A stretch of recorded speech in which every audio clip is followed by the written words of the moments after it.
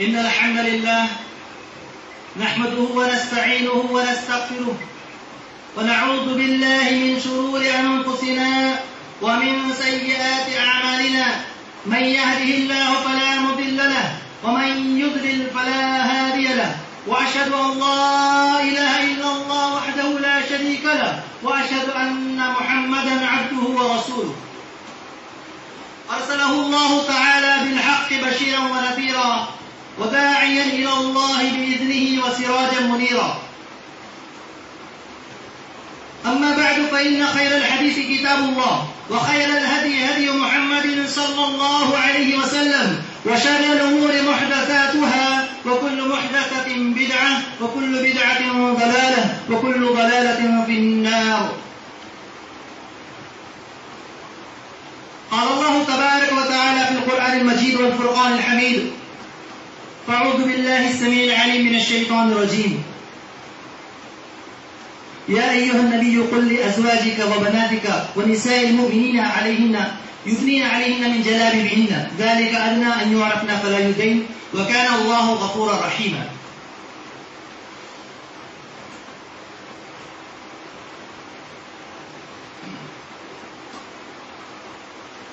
وعن ابن عباس رضي الله عنهما قال قال رسول الله صلى الله عليه وسلم: لا يخلون أحدكم بامرأة إلا ومعها ذي محرم. متفق عليه.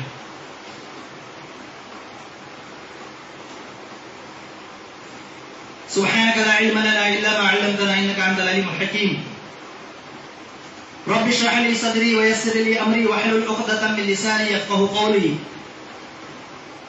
اللهم انفعني بما علمتني وعلمني ما ينفعني وزدني علما.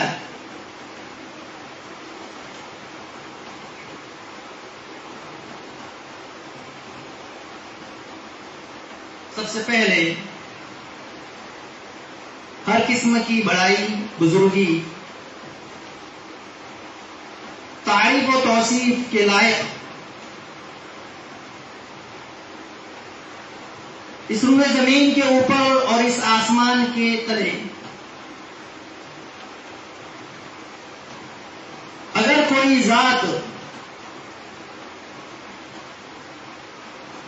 لائق اور سزاوار ہے تو وہ صرف اور صرف اللہ تبارک و تعالیٰ کی ذات بابرکات ہے.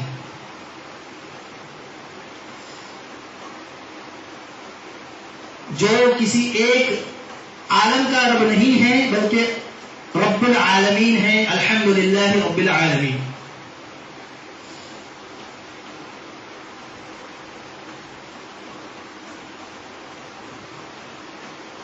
بعدہ درود و سلام نازل ہو تمام انبیاء پر عموماً اور اس ہستی، اس ذات گرامی پر خصوصاً جو رحمت بنا کے بھیجے گئے. صرف کسی ایک عالم کے لیے نہیں بلکہ تمام عالمین کے لیے، تمام جہانوں کے لیے رحمت بنا کر کے بھیجے گئے. وما ارسلناک الا رحمۃ للعالمین. مختصر حمد و ثنا کے بعد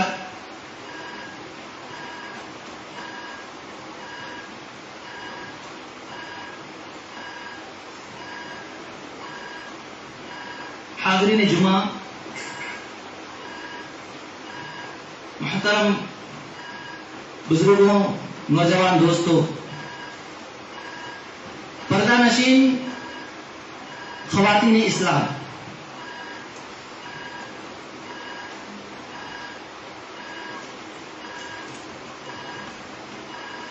نبی اکرم جناب محمد مصطفیٰ صلی اللہ علیہ وسلم نے ارشاد فرمایا ہے کہ ہر امت کا کوئی نہ کوئی ایک اخلاقی وصف ہوتا ہے. ہم سے پہلے جتنی بھی امتیں گزری ان امتوں کے ساتھ ایک اخلاقی وصف کوئی نہ کوئی رہا ہے. ان لکل دین خلقا وخلق الاسلام الحیا. اور ہمارا جو وصف ہے دینی اور مذہبی وہ حیا ہے. یہی نہیں بلکہ حیا اور شرم کو ایمان کا حصہ قرار دیا گیا. یہ بتایا گیا کہ ایمان اس کی شاخیں ہیں 60 سے زائد 70 سے زائد. ان شعبوں میں ایمان کے سب سے اعلیٰ، سب سے ارفع، سب سے بہتر، سب سے برتر وہ توحید ہے، لا الہ الا اللہ کا اقرار کرنا ہے. افضلها لا الہ الا اللہ. اس کے بعد سب سے کمتر، سب سے آخری جو درجہ ہے ایمان کا، اس کی طرف رہنمائی فرمائی اور فرمایا کہ وہ ادناہا اماطۃ الاذی عن الطریق. راستے سے تکلیف دہ چیزوں کو ہٹا دینا بھی یہ ایمان کا حصہ ہے. ہم کبھی غور نہیں کرتے. راستے میں کوئی تکلیف دہ، کوئی کانٹا ہے یا کوئی پتھر ہے جو لوگوں کو آڑے آ رہا ہے، ہم اس کو ہٹانے کی زحمت نہیں کرتے کہ یہ میرا کام نہیں ہے. لیکن شریعت اسلامیہ ہمیں یہاں تک حکم دیتی ہے کہ یہ ایمان کا حصہ ہے. شروع میں، حدیث کے شروع میں یہ بیان فرمایا کہ ایمان کی کئی شاخیں، 70، 72، 70 سے زائد شاخیں ہیں. سب سے اعلیٰ ہے اس کو بھی بیان کر دیا، سب سے ادنا اور سب سے کمتر ہے اس کو بیان کر دیا. لیکن اس کے بعد ایک اور شعبے کا، ایک اور شاخ کا، ایمان کی ایک اور برانچ کا تذکرہ فرمایا. الحیاء شعبۃ من الایمان. حیا بھی ایمان کے شعبوں میں سے ہے، ایک شعبہ ہے، ایک حصہ ہے. کیا ضرورت پڑ گئی؟ نبی اکرم جناب محمد مصطفیٰ صلی اللہ علیہ وسلم اگر چاہتے تو ایمان کی بہت ساری جو شاخیں ہیں کسی اور کا بھی تذکرہ کر سکتے تھے.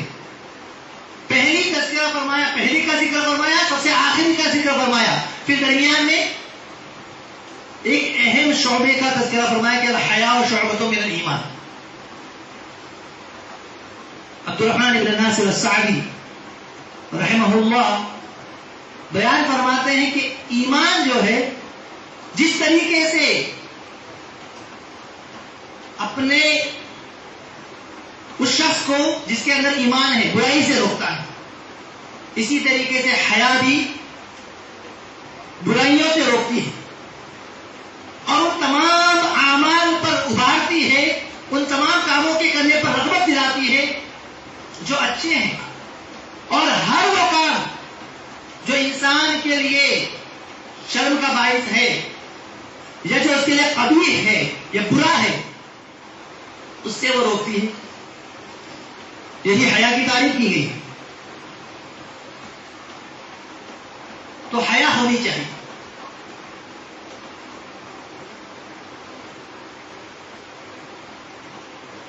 حیا کا لازمی تقاضا یہ ہے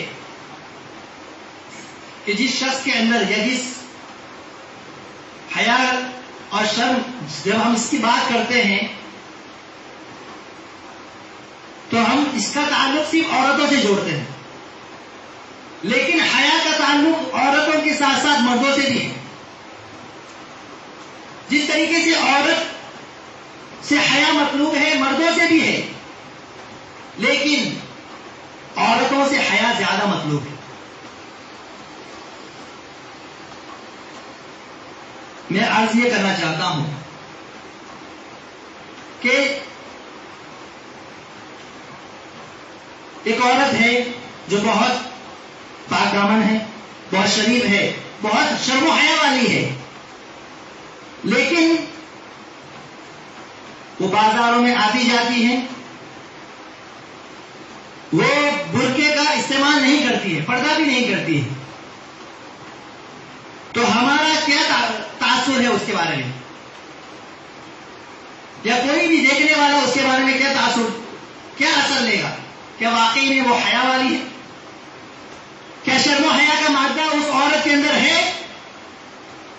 کہنے والے کہتے ہیں کیا پردہ تو دل کا ہونا چاہیے، ظاہری لباس پہننے سے پردہ کہاں ہے؟ تو مجھے ایسے لوگوں کے لیے علامہ احسان الہی ظہیر کی وہ بات یاد آتی ہے کہ جب وہ سفر میں تھے اور راستے میں ٹرین میں غالباً تھے کہ سامنے کچھ عورتیں بے پردگی کے ساتھ بیٹھی ہوئی ہیں، برقع نہیں پہنی۔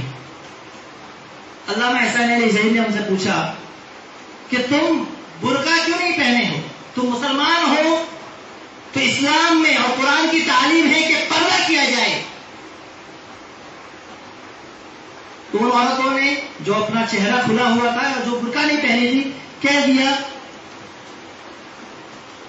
کہ پردہ تو دل کا ہونا چاہیے، دل صاف ہے تو کافی ہے۔ علامہ احسان الہی ظہیر نے کہا اگر پردہ دل کا ہونا چاہیے تو باقی کپڑے کیوں پہنے؟ بات کڑوی ضرور ہے لیکن حقیقت پر مبنی ہے۔ آپ یہ سمجھتے ہیں کہ اسلام جو پردے کا حکم دیتا ہے، اسلام جو پردے کی تعلیم دیتا ہے، اپنی عورتوں کو با پردہ رہنے کا جو حکم دیتا ہے، برقعے کا جو حکم دیتا ہے، یعنی گویا کہ کہنے والے یہ کہتے ہیں، اعتراض کرنے والے یہ اعتراض کرتے ہیں کہ مسلمانوں کو اپنی عورتوں پر بھروسہ نہیں، اعتماد نہیں ہے۔ معاف کیجئے گا، بات بھروسے کی نہیں ہے۔ ہمارا ایمان ہے کہ نبی اکرم جناب محمد مصطفیٰ صلی اللہ علیہ وسلم کی زبان مبارک سے جو نکلا وہ حق ہے، وہ صرف اللہ کے رسول صلی اللہ علیہ وسلم کی بات نہیں ہے بلکہ اللہ تبارک و تعالیٰ کی بات ہے۔ وہ نبی جو یہ ارشاد فرمائے کہ اگر کوئی عورت کسی مرد کے ساتھ خلوت میں ہوتی ہے، تنہائی میں ہوتی ہے، جو محرم نہیں ہے، جو اس کا رشتہ دار نہیں ہے، تو اس کا تیسرا ان دونوں کے ساتھ تیسرا جو ہے شیطان ہوتا ہے۔ یہ بات میں نے نہیں کہی بلکہ نبی اکرم جناب محمد مصطفیٰ صلی اللہ علیہ وسلم نے ارشاد فرمائی ہے۔ اب آج ایک دور تھا کہ حیا تھی، شرم تھی۔ ہندوستان کی تاریخ کا اگر آپ مطالعہ کریں گے تو آپ کو معلوم ہوگا کہ ہندوستان میں مذہب کی بات سے پرے، مذہب سے اوپر اگر دیکھا جائے تو یہاں کی عورتوں میں شرم و حیا تھی۔ یہ اور بات ہے کہ ان کو دیگر حقوق ان سے چھین لیے جاتے تھے۔ ستی کی رسم تھی، ایک غیر مسلم ایک ہندو عورت اگر مر جائے تو شوہر کی وفات، اگر ہندو عورت ہے اس کا شوہر اگر وفات پا جائے تو اس کو اس شوہر کی چتا کے ساتھ جلا دیا جاتا تھا، بہت سارے حقوق کے ساتھ پامالی کی جاتی تھی۔ لیکن ان تمام چیزوں کے باوجود بھی عورتوں کے اندر شرم و حیا تھی، کیونکہ ان کے اندر مشرقی تہذیب پائی جاتی تھی۔ آپ دیکھیں گے آج بھی اگر آپ کسی پرانے علاقے میں چلے جائیں، کسی دیہات میں چلے جائیں تو وہاں پر عورتیں گھونگھٹ چہرے پر اوڑھی نظر آئیں گی۔ مسلمان نہیں بھی ہے، غیر مسلم بھی ہے، میں نے خود دیکھا ہے کتنے گاؤں کا۔ آپ ہریانہ کی طرف چلے جائیں، راجستھان کی طرف چلے جائیں، وہاں کی عورتوں کی آج بھی ایسی عادت ہے کہ وہ اپنے چہروں کے اوپر گھونگھٹ اوڑھ کر کے اپنا چہرہ چھپا کے رکھتی ہے۔ شرم و حیا آج بھی کچھ علاقوں میں باقی ہے، لیکن ہماری یہ جو تہذیب ہے جب سے مغربی تہذیب میں رنگ گئی ہے تب سے حیا کا جنازہ اٹھ چکا ہے، شرم و حیا ختم ہو چکی ہے۔ اور سب سے پہلے شرم و حیا عورتوں سے پہلے مردوں میں ختم ہوئی، کیونکہ مرد کو اللہ تبارک و تعالیٰ نے کیا بنایا ہے؟ اور الرجال قوامون علی النساء، مرد یہ عورتوں پر حاکم ہے، قوام ہے۔ انہوں نے جب اپنی مردانگی کو کھویا، جب اپنی قوامیت کو کھویا، تو پھر یہ عورتیں اپنے شوہروں کی مخالفت کرتے ہوئے، اپنے والدین کی مخالفت کرتے ہوئے بازاروں میں بے پردہ نکل گئی، کیونکہ روکنے والا کوئی نہیں ہے۔ ایک عورت جب بازار میں جاتی ہے بے پردہ ہو کر کے، بغیر کسی کے ساتھ، تو ان کو روکنے والا، ان کا کھانے اور پینے کا انتظام کو برابر کر دیا جاتا ہے۔ کون سی چیز کی کیا کب ضرورت ہے بیٹا کہو، فوراً لا کے دیا جاتا ہے. لیکن اگر توجہ نہیں دی جاتی تو اسی بات کی طرف نہیں دی جاتی. آج سب سے بڑا المیہ یہ ہے، سب سے بڑی مشکل ہمارے لیے یہ ہے کہ جیسے جیسے ہم نے ماحول کو دیکھا اور مغربی تہذیب کی طرف سے یورپی افکار و خیالات جو ہمارے اس مشرقی تہذیب میں مختلف ہو گئے، ملنے لگ گئے، تو اس کے بعد ہم نے انہی کی تقلید میں انہی کے نقشے قدم پر چلنے لگے.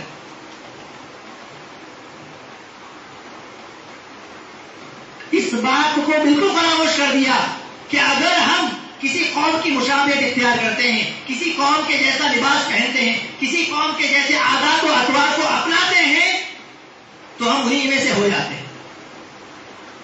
من تشبہ بقوم فہو منہ، جو جس قوم کی مشابہت اختیار کرتا ہے وہ اسی میں سے ہو جاتا ہے. ایک دور آیا، علماء نے جب تقریریں کی، جب لوگوں کے درمیان حق کی بات کو عام کیا تو الحمدللہ پردے کا رجحان پھر لوگوں میں عام ہو گیا. اب ہم دیکھتے ہیں کہ الحمدللہ بہت ساری عورتیں جو مسلمان ہیں الحمدللہ پردے کا اہتمام کرتی ہیں. ہم راستے میں جاتے ہیں تو بہت سارے برقعے ہم کو نظر آتے ہیں تو ہم کو یہ خوشی محسوس ہوتی ہے کہ اسلام کی نمائندگی کرنے والی خواتین بھی آج موجود ہیں. لیکن اس پردے کے آنے کے باوجود بھی پردے کے معاملے میں تساہلی کا شکار بھی بہت ساری عورتیں ہیں. آپ دیکھیں کہ پردہ آج ہم جب دیکھتے ہیں تو پردے کا حقیقی مقصد بہت ہوتا ہوا نظر آتا ہے. پردے کا جس مقصد کے لیے حکم دیا گیا تھا ان کالے پردوں کا کہ کسی کی نظر نہ پڑے، آج برقعے ایسے بنائے جاتے ہیں، ایسے فیشن والے برقعے بنائے جاتے ہیں کہ نہ چاہنے والے کی بھی نظر ادھر پڑ جاتی. اتنے چست اور اتنے ڈیزائن والے، اتنے نقش و نگار والے کہ نہ دیکھنے والے کی بھی نگاہ اس کی طرف جاتی. پھر آپ نے برقع کس مقصد کے لیے پہنا؟ برقع سادہ ہو، سمپل ہو، نشیب و فراز جسے نظر نہ آئے. لیکن شیطان کہیں نہ کہیں سے گمراہ کرنے کا اس نے جو عہد و پیمان لیا ہے وہ آ ہی جاتا ہے. میرے بھائیوں، میرے دوستوں، غلطیاں ہماری ماؤں اور بہنوں کی نہیں ہیں، غلطیاں ہم مردوں کی ہیں جو ہم ان کو اس طرح کے لباس لا کر فراہم کرتے ہیں، اس طرح کے پردے، اس طرح کے برقعے لا کر کے دیتے ہیں.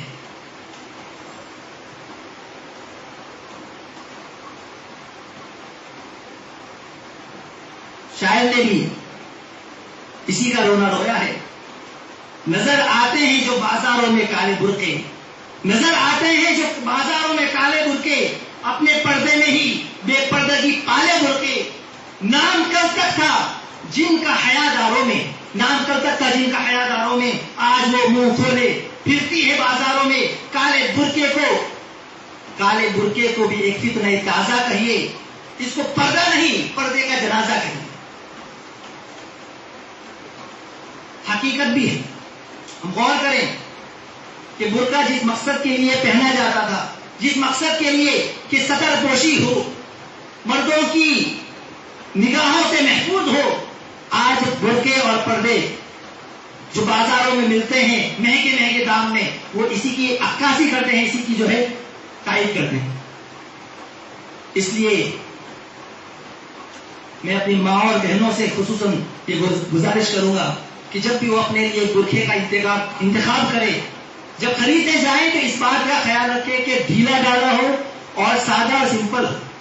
بہت زیادہ نقش و نگار جو مردوں کی نگاہوں کو آپ کی طرف راغب کر دے، ایسے برقعے نہ ہو. اللہ سے دعا ہے کہ اللہ رب العزت ہمیں ہدایت عطا فرمائے اور جو صحیح، جو سنت کے مطابق پردہ کرنے کا جو حکم دیا گیا تھا ہماری ماں اور بہنوں کو، اس کی توفیق عطا فرمائے. آمین و آخر الدعوانا الحمدللہ رب العالمین.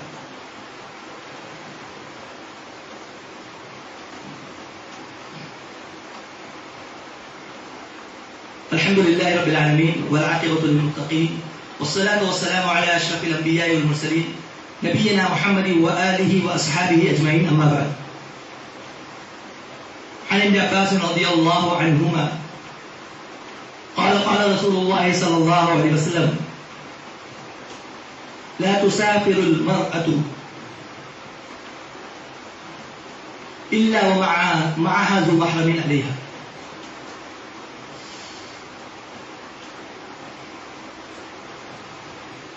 عورتوں کے تعلق سے اور بے پردگی کے جو مظاہرے ہیں اس میں ایک اور چیز ہے جس کا میں نے آج کے خطبہ جمعہ میں بیان کرنا مناسب سمجھا.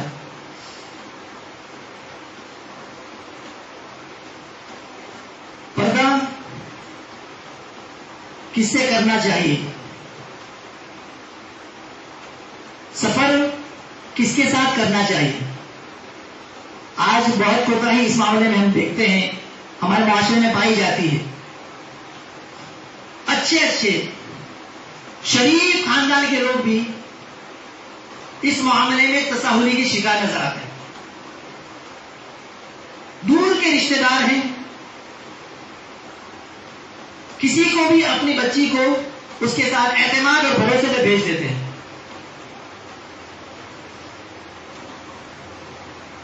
اور اس کے جو نتائج سامنے آتے ہیں وہ انتہائی خطرناک ہوتے ہیں, انتہائی بھیانک ہوتے ہیں.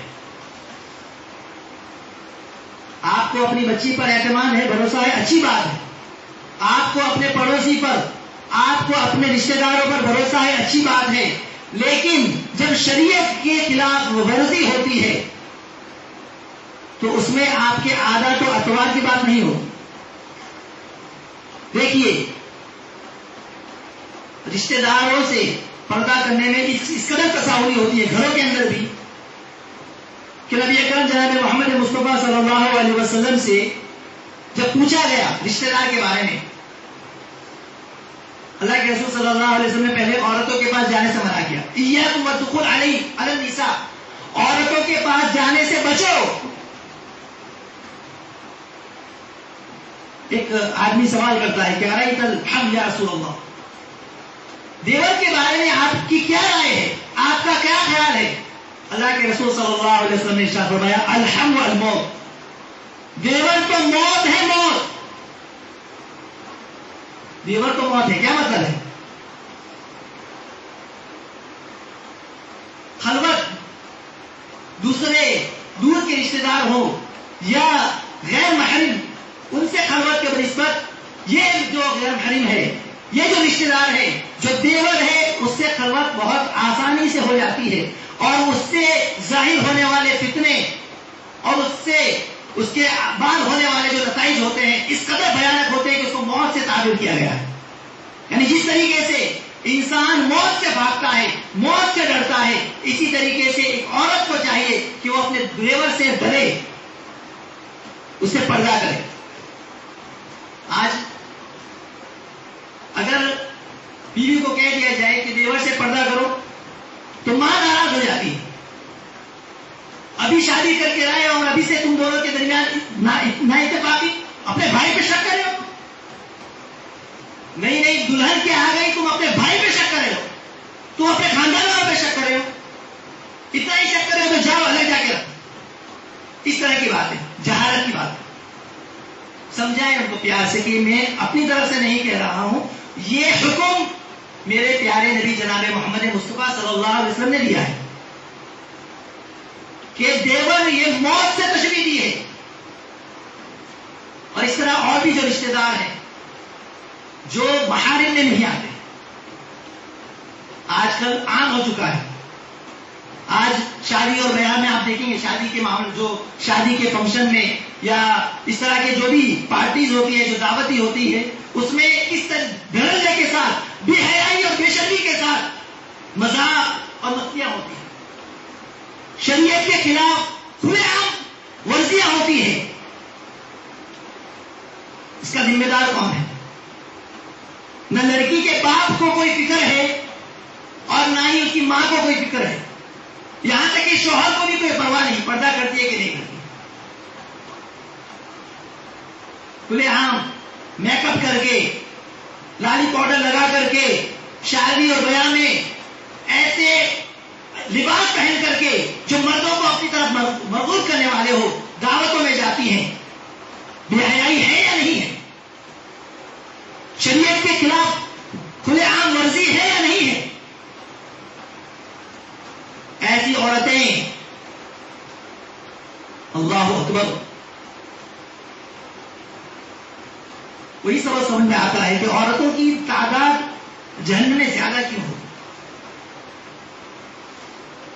اللہ کے رسول صلی اللہ علیہ وسلم نے ایسی عورتوں کو جو لباس پہننے کے باوجود بھی ننگیاں ہوتی ہیں، برانا ہوتی ہے، ایسے باریک اور چست لباس پہنتی ہے کہ نہ پہننے کے برابر، کیا فرمایا؟ نساء کاسیات عاریات عاریات مائلات و ممیلات، لباس پہنی ہوئی ہوگی لیکن اس کے باوجود بھی برانا ہوگی، اور خود مردوں کی طرف مائل ہونے والی اور مردوں کو اپنی طرف مائل کرنے والی۔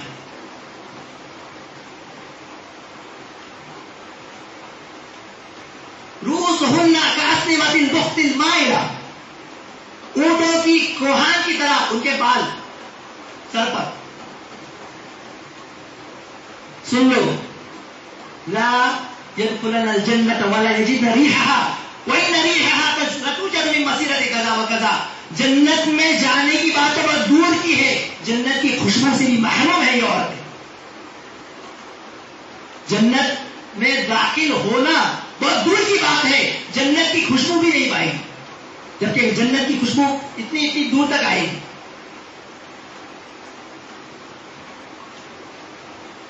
آج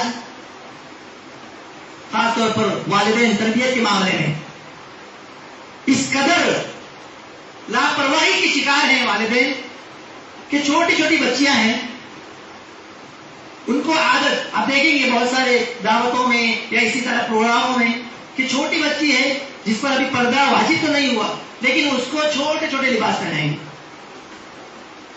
چھوٹے چھوٹے باریک لباس، پتلے جو نظر آنے والے جسم کے اعضاء کو، اور کہتے کیا ہے؟ ابھی چھوٹی بچی ہے، ابھی بچی چھوٹی ہے۔ جب یہی چھوٹی بچی بڑی ہوتی ہے تو اس کے اندر سے شرم و حیا کا فقدان ہو جاتا ہے، ختم ہو جاتی ہے۔ وہی غیرت جو یہ بچوں کو بچپن سے دلانے کی عادتیں ہیں، اگر جیسے جیسے آپ نے وہی لباس بے حیائی والے، بے شرمی والے ان کو پہنانے بچپن سے عادت ڈال دی تو وہی عادت ان کو بڑے ہونے کے بعد بھی رہتی، پھر وہ جو حیا ان کے اندر ہوتی ہے وہ ختم ہو جاتی ہے، وہ عادی بن جاتے ہیں اس طرح کے لباس کی، پھر بڑے ہونے کے بعد بھی پینٹ اور اس طرح کے باریک لباس اور چست لباس پہننے کی عادت ڈال دیتے ہیں۔ بہت سختی سے منع کیا گیا ہے۔ تو یہ عادت، یہ حیا بچپن سے ان لڑکیوں کے اندر، ان عورتوں کے اندر ڈالنے کی ضرورت ہے، اور یہ کون کرے گا؟ والدین کریں گے۔ سفر کے معاملے میں پھر سے نصیحت کروں گا کہ اللہ اور اس کے رسول کے احکامات کی خلاف ورزی کرنے سے بچیں۔ آپ محرم کے ساتھ ہی بھیجیں، آپ خود بھی یا تو خود اپنی لڑکیوں کو لے کر آئیں، یا کہیں پر بھی سفر کرنے کا معاملہ ہو، کہیں پر بھی، یہاں تک کہ بعض لوگوں نے اتنے سخت الفاظ کہے ہیں کہ حج جیسے عظیم عبادت کے کام میں بھی عورت کو بغیر محرم کے نہیں بھیجنا ہے۔ کچھ لوگ کرتے ہیں نا، حج عمرے کے لیے جانا ہے تو کچھ لوگوں کو ملا کر کے اتنی ساری عورتیں ہو گئی تو اب کافی ہے، یا کہیں پر کوئی لڑکی یا اس کے شوہر کے پاس بھیجنا ہے تو فلاں فلاں کے ساتھ بھیج دیتے ہیں، ساتھ میں محرم نہیں ہوتا ہے۔ کہتے ہیں کہ وہاں پر اختلاط کی بات، وہاں پر جو ہے تنہائی کی بات نہیں آتی، خلوت کی بات نہیں آتی، فلائٹ کے اندر اتنے سارے لوگ بیٹھے ہوتے ہیں۔ میرے بھائیوں، میرے دوستوں، غور کریں، آپ نے تو کسی اور پر اعتماد کرتے ہوئے اپنی بچی کو بھیج دیا، اگر ایسے حالات بن گئے کہ فلائٹ خراب ہو گئی، کسی انجان ملک کے اندر اس کو اترنا پڑا، اور وہاں پر اس کا کوئی محرم نہیں ہے، وہاں پر اس کا کوئی دیکھنے والا نہیں ہے، اور وہ نئے ملک میں جا کر کے وہاں کے حالات سے بھی ناواقف ہے، تو اس پر کیا گزرے گی؟ شریعت اسلامیہ کی جو تعلیمات ہے وہ سب کے لیے امن اور سلامتی والی تعلیمات ہے. اسلام اپنے ماننے والوں کو اسی لیے یہ تعلیمات دیتا ہے کہ سب کے سب محفوظ رہے, مامون رہے. اسلام نے عورتوں کی عزت اس قدر اس کو محفوظ کر دیا کہ آوارگی اور نگاہوں کی آوارگی سے لوگ عورتوں کو بچایا. تو اس لیے جو رشتہ دار ہیں, اور رشتہ دار کون ہے, محارم کون ہے, یہ اس معاملے میں, اس مسئلے کو سمجھنے میں اکثر و بیشتر غلطیاں ہو جاتی ہیں. لڑکی کے رشتہ دار کون, محارم کون, کس کے ساتھ لڑکی سفر کر سکتی ہے, جبکہ اللہ کے رسول صلی اللہ علیہ وسلم نے کیا فرمایا کہ لا تسافر المرأة مسیرۃ یوم ولیلہ الا ومعها ذو محرم, کہ کوئی بھی عورت چاہے ایک دن کا ہی سفر کیوں نہ ہو, ایک رات کا ہی سفر کیوں نہ ہو, غیر محرم کے ساتھ نہیں کر سکتی. یعنی محرم اس کے ساتھ نہ ہو, اکیلے سفر وہ نہیں کر سکتی.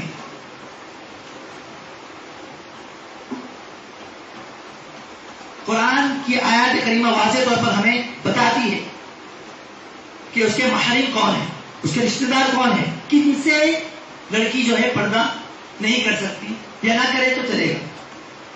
سب سے پہلے اس کے والد ہیں, اور اس کے والد کے ماتحت جو بھی آتے ہیں, ان کے دادا, اس کے پردادا, اس کے نانا, اس کے پڑنانا, اس سے اگر وہ پردہ نہیں کرتی ہے تو یہ اس کے محرم ہے. اسی طرح اس کے بیٹے, اور بیٹے سے لے کر کے اس کے اخیافی بیٹے, اللتی بیٹے, اور اس کے پڑ پوتے, اس کے پڑ نواسے, سب کے سب اس میں داخل ہیں. اسی طرح اس کے بھائی, حقیقی بھائی, اور یا اخیافی بھائی, اللتی بھائی, یا یہ کہ رضائی جو رشتے ہیں. اسی طرح عورت کی جو سسر ہے اور داماد, عورت کے داماد, اس سے بھی پردہ نہیں, سسر. لیکن یہاں بات سمجھنے کی ہے, چچا, حقیقی چچا اور حقیقی ماموں سے پردہ نہیں ہے. اگر عورت اپنے حقیقی ماموں سے پردہ نہیں کرتی ہے کوئی بات نہیں, حقیقی چچا سے پردہ نہیں کرتی ہے کوئی بات نہیں, لیکن ماموں کے بیٹے اور چچا کے بیٹے, یعنی جس کو ہم کہتے ہیں ماموں زاد بھائی یا چچا زاد بھائی, بھائی کا لفظ لگا دیے تو ہمارے لیے محرم ہو گئے, ایسی بات نہیں ہے. کتنے ہی یہاں پر اس طرح کے لوگ بھی آتے ہیں, ہم دور کا رشتہ ہے, ملنے کے لیے آ جاتے ہیں, یہ جائز نہیں ہے. ماموں سے اور چچا سے ہے مل ملاقات جائز, لیکن ماموں کے بیٹوں سے پردہ ہے, چچا کے بیٹوں سے پردہ ہے.